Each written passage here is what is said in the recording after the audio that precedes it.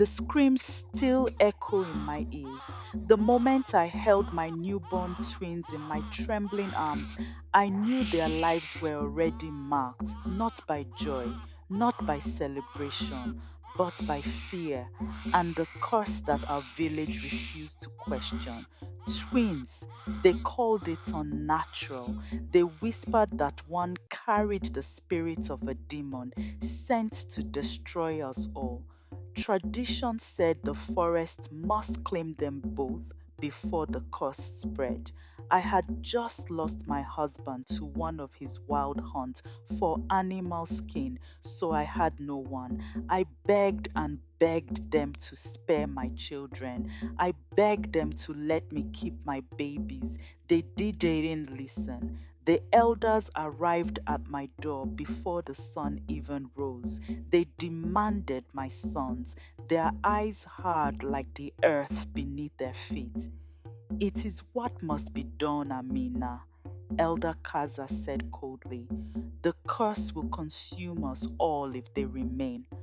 No, I shouted, clutching the boys tighter. Please let me keep them. They're innocent. But they took them anyway. I followed the procession to the forest, tears streaming down my face. The villagers chanted prayers to ward off the curse, their voices mechanical as if they didn't care about the babies they were about to leave. It was tradition. It wasn't to be questioned. This begins the ordeal of Amina and her twin baby boys. Amina's joy upon welcoming her twins is fleeting.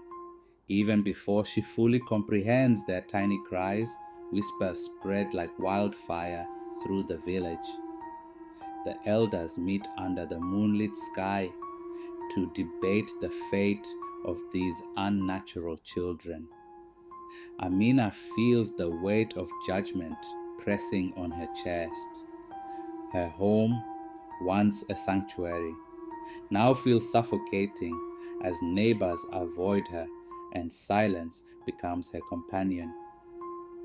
That night, under flickering lamplight, Amina whispers lullabies to her new boy twins, trying to shield them from the storm brewing beyond her walls. But with dawn comes the elder's decree. The forest will claim them both. The air was heavy with the sound of chanting.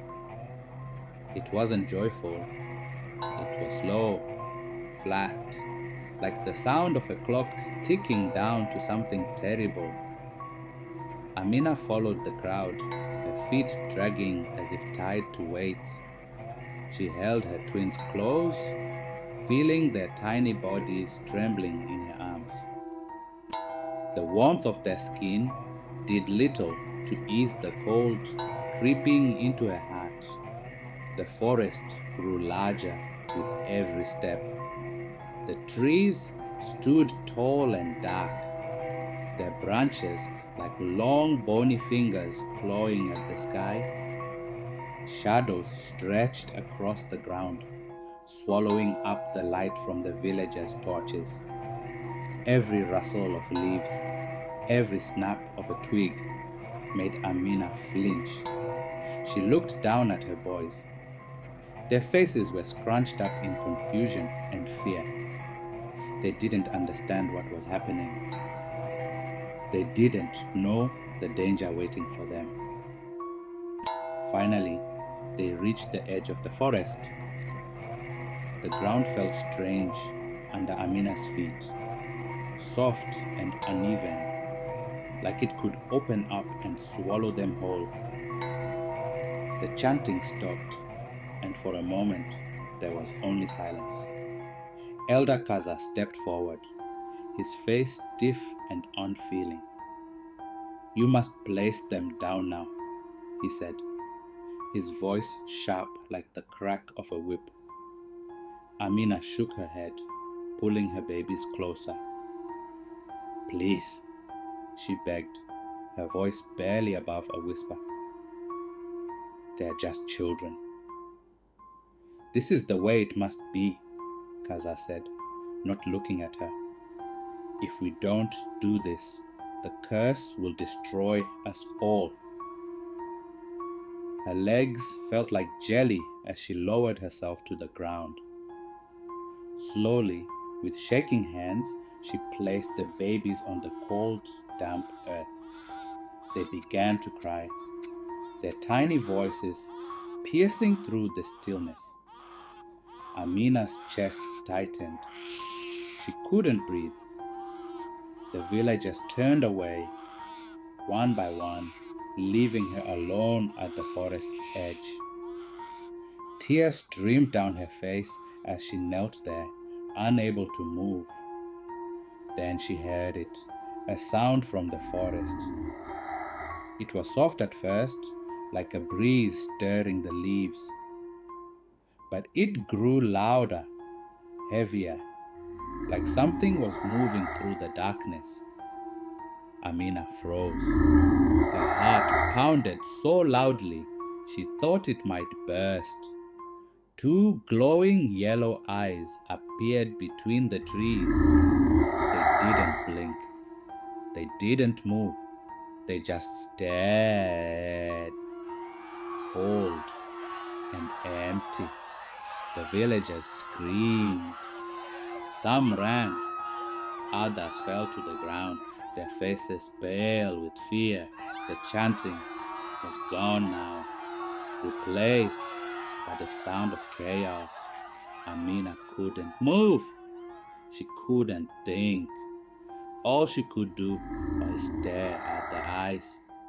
Then something inside her snapped. She stood up, her legs trembling, but her heart burning with something new. Anger, determination. She wasn't going to let this creature take her sons. She leaned forward, throwing her arms wide. "Leave them alone!" she screamed, her voice cracking with the force of it. The creature tilted its head, as if confused. For a moment, it didn't move, and then, without a sound, it melted back into the darkness. Amina didn't hesitate. She scooped up her babies and ran. She didn't look back. She didn't stop. She ran until her legs gave out and she collapsed on the ground outside her hut. The twins were silent now, their faces buried in her chest.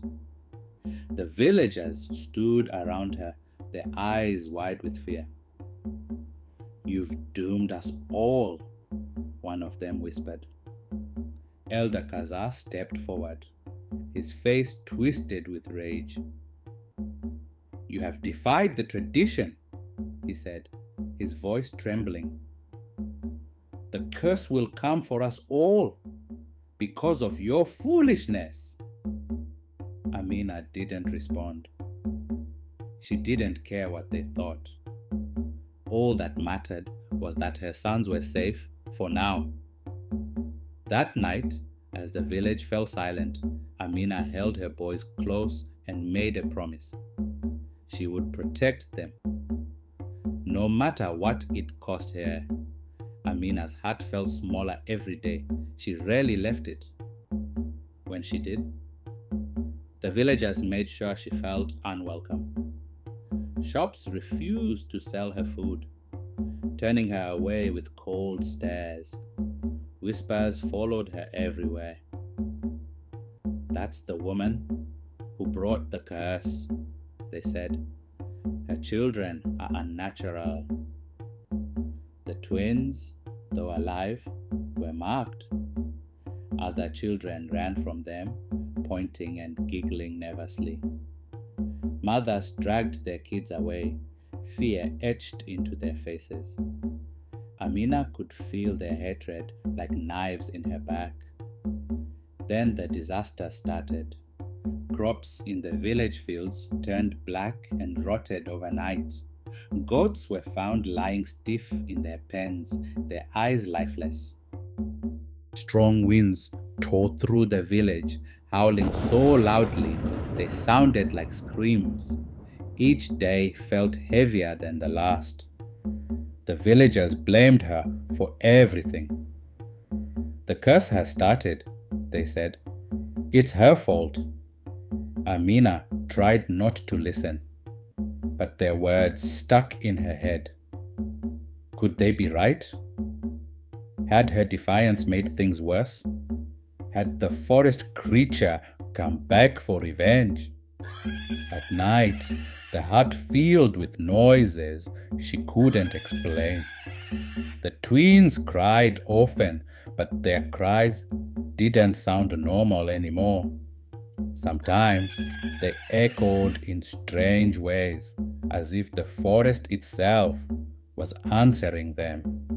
Other times, Amina heard whispers, not from her sons, but from the walls. They were soft, almost gentle, but they filled her with dread. Shadows moved when there was no light to cast them. They stretched across the floor, dark and twisted, like hands reaching out to grab her. Amina stayed awake long into the night, holding her sons close. Her body trembled with fear, but she couldn't let them go. She had fought to keep them, and she wouldn't let the darkness take them now. And she prayed to the heavens and to everything good to show help, solace, escape, anything. Days passed, weeks and months of horror, which seemed to have held on endlessly. One morning, the village was covered in heavy mist. Amina heard a knock at her door. When she opened it, she froze at the sight of who she saw. It was a very tall woman, surrounded by a thick floor of my dust. She just stood there, staring at Amina, like she was taking a good study of everything in her. "My name is Nia," she said. "I know everything," she continued. Nia looked like someone out of a legend. She wore strange robes with glowing symbols on them that no one could understand. Nia's voice was deep and serious, and it felt like she knew things nobody else did. As she began to speak, even curious villagers could not help gather around, watching from a safe distance. And then, soon, they too were drawn to Nia, who began speaking to everyone. She spoke about the events that have followed in the village, about the twins, about the forest. They weren't sure if they should trust her, but they were desperate for answers.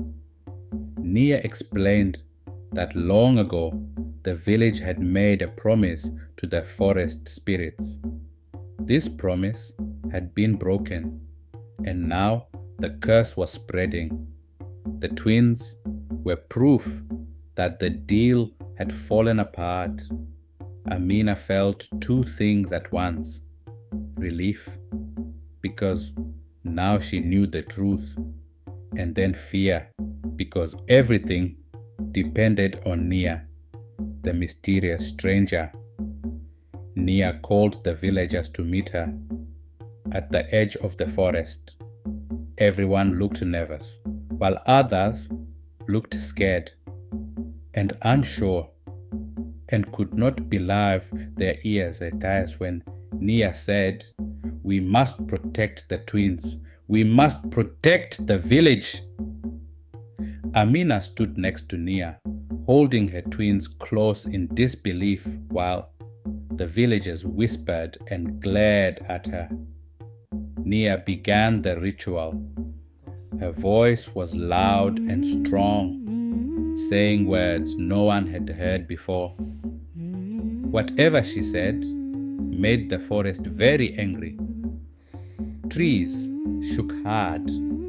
The ground started to rumble, and glowing eyes appeared in the darkness again. This time, a strange pale creature came into the light.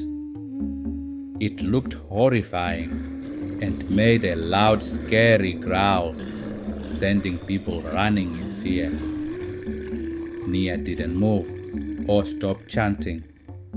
Her voice grew louder, and the creature stood still, staring, then backed away, slowly disappearing into the shadows.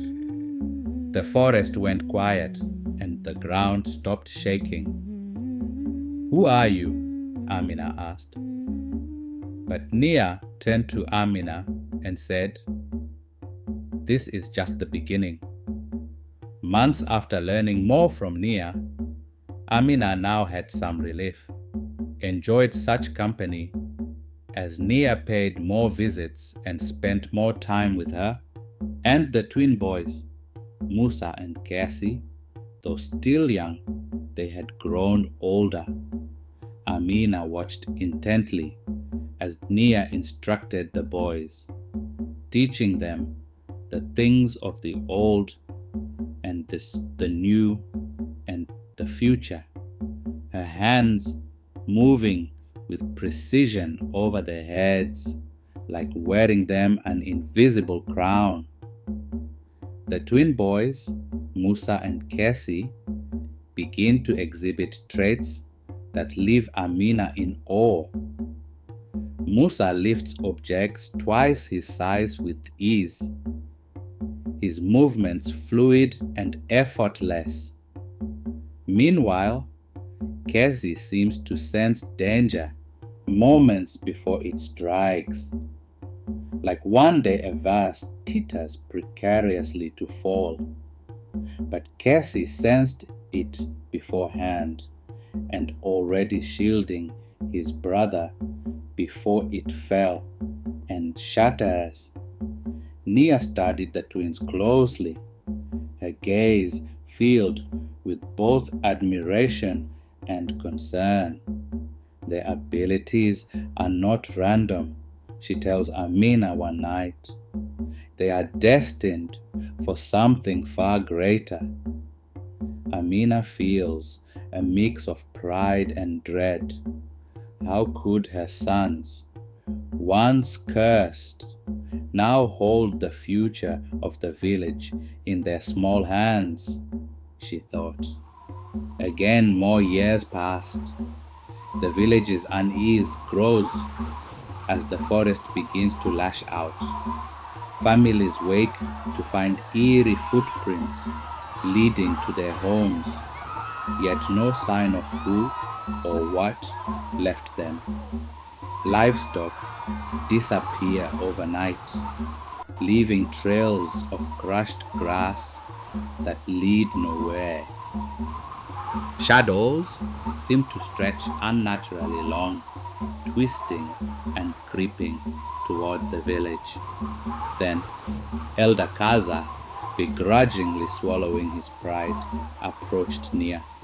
"The forest is angry," he admits, his voice strained. "How can we escape its wrath when we still have the twins? They must be banished to secure our entire lives," he said. Nia warned that it didn't matter now and admits that these events are only the beginning. The forest will not rest until the curse is confronted.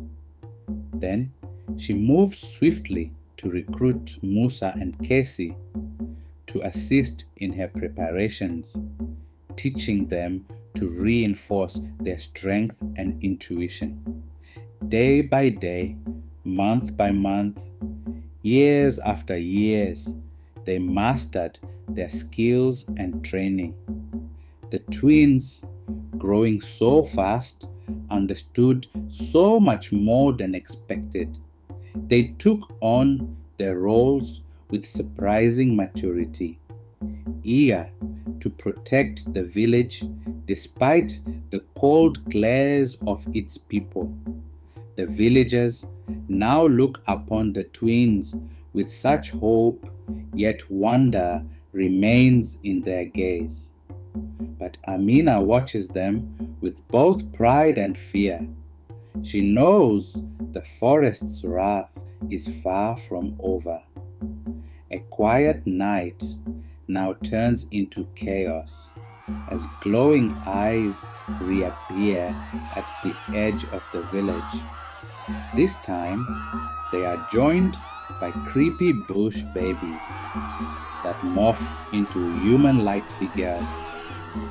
They are in their dozens, their movements disjointed and unnatural. Panic spreads from street to street as the villagers flee indoors, bolting their doors and windows.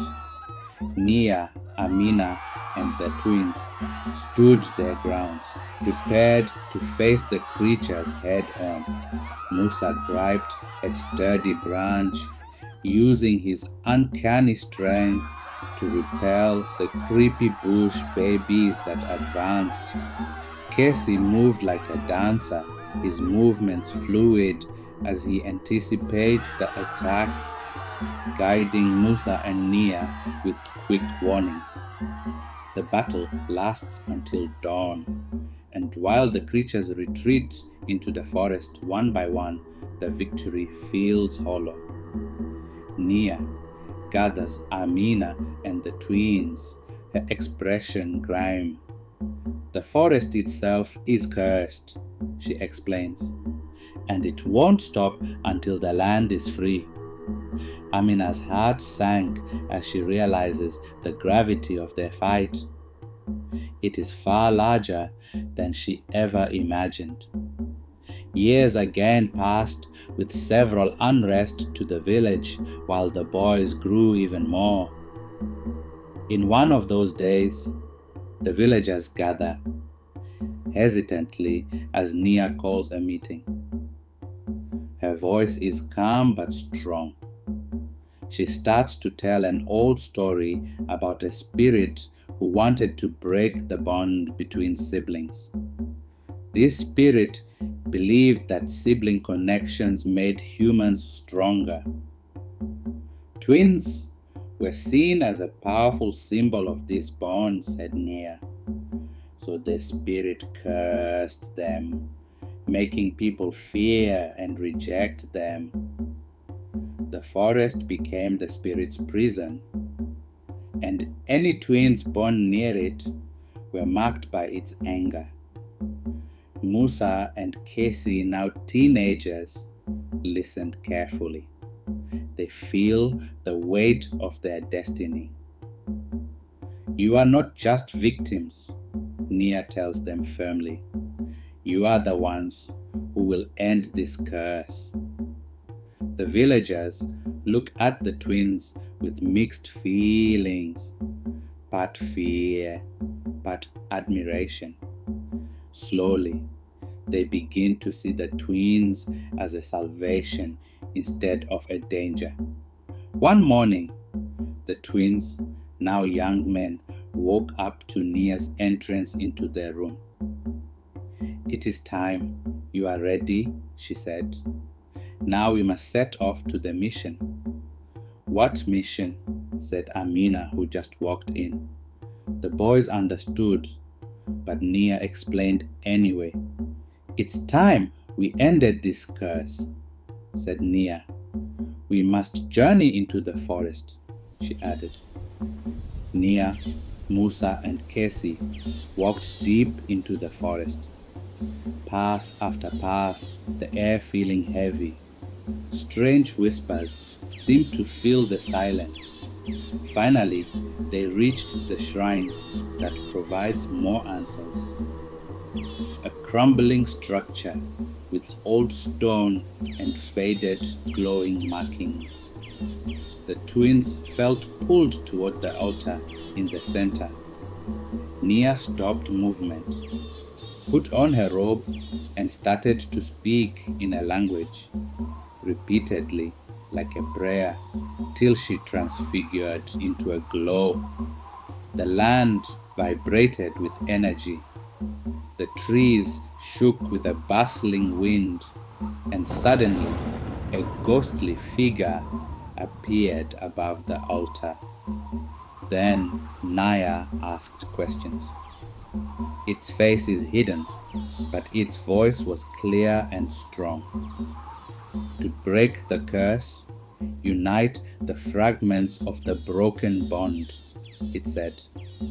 Then the figure disappears, leaving the forest silent. Musa clenched his fists like dissatisfied. What fragments? What bond? Casey asked, his voice shaking. Nia traced the markings on the altar thoughtfully.